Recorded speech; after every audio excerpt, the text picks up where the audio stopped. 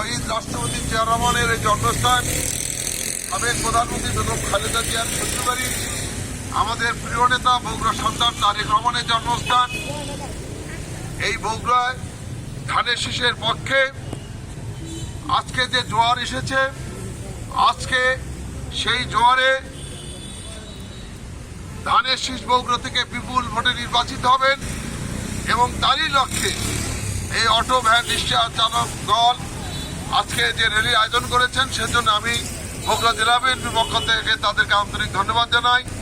বিশেষ করে এটার যিনি নেতৃত্ব দিচ্ছেন তুষারকে আমি আন্তরিক ধন্যবাদ জানাচ্ছি।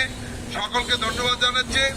আপনারা ঘরে ঘরে যাবেন, তারেক রহমানের জন্য ধানের শীষে ভোট চাইবেন এবং তারেক রহমানের জন্য দোয়া চাইবেন যে তারেক রহমান ইনশাল্লাহ বাংলাদেশের আগামী দিনের প্রধানমন্ত্রী হবেন, সেই জন্য দোয়া করবেন। এবং তারেক রহমান বগুড়া 6 থেকে নির্বাচিত হওয়ার মধ্যে দিয়ে আমরা তাকে বাংলাদেশের প্রধানমন্ত্রী করতে চাই ইনশাল্লাহ।